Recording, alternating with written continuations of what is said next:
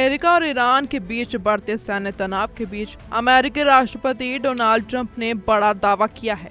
Trump के मुताबिक खाड़ी देशों और ईरान की अपील पर अमेरिका ने फिलहाल ईरान पर प्रस्तावित नए सैन्य हमलों को रोक दिया है।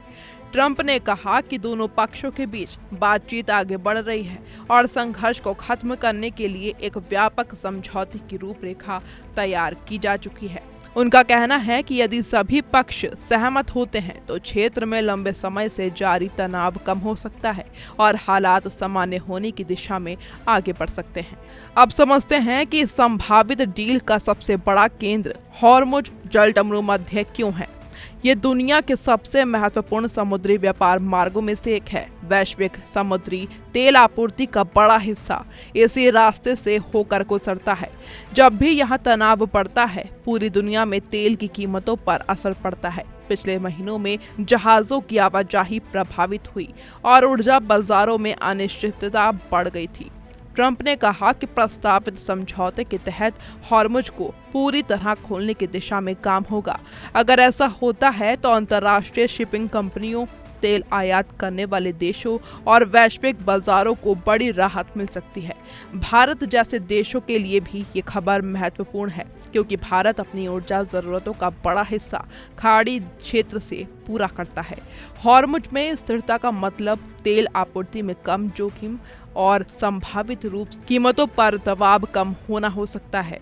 लेकिन कहानी का दूसरा और शायद सबसे संवेदनशील हिस्सा है ईरान का परमाणु कार्यक्रम।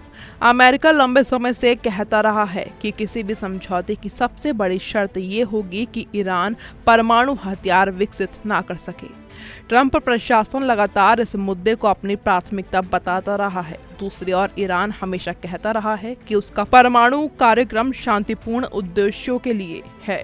रिपोर्टों के अनुसार संभावित समझौते में परमाणु गतिविधियों पर निगरानी और प्रतिबंधों से जुड़े मुद्दों पर बातचीत शामिल हो सकती है। हालांकि इन शर्तों का पूरा विवरण सार्वजनिक नहीं किया गया है। यही कारण है कि विशेषज्ञ सावधानी बरतने की सलाह दे रहे हैं।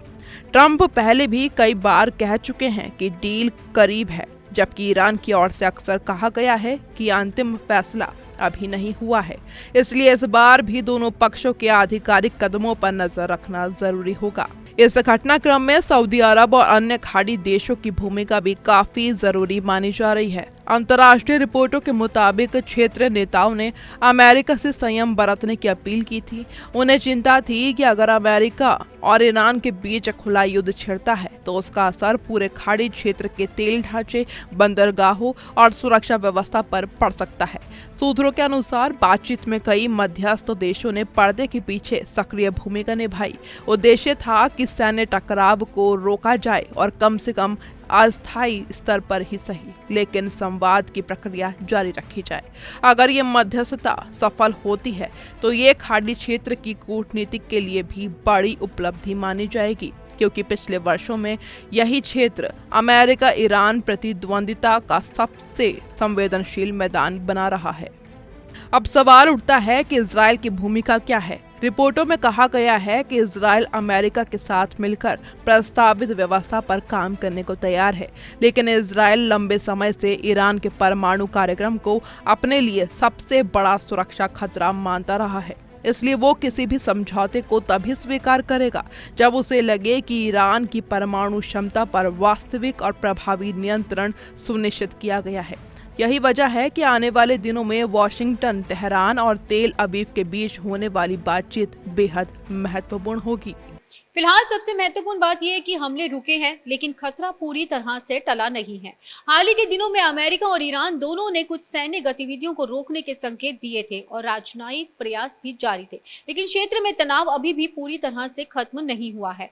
जहाजों की सुरक्षा, प्रतिबंधों का भविष्य, परमाणु निगरानी और क्षेत्रीय सहयोगी संगठनों की गतिविधियां अभी भी बड़े विवाद के मुद्दे बने हुए हैं। दुनिया इस वक्त एक नाजुक मोड़ पर खड़ी है। अगर बातचीत सफल होती है तो ये 2026 के सबसे बड़े कूटनीतिक घटनाक्रमों में से एक हो सकता है, लेकिन अगर भरोसे की कमी बनी रही तो तनाव फिर से तेजी से बढ़ सकता है। कैमरा पर्सन पंकज के साथ मैं मोनिका, TV 100 नोएडा।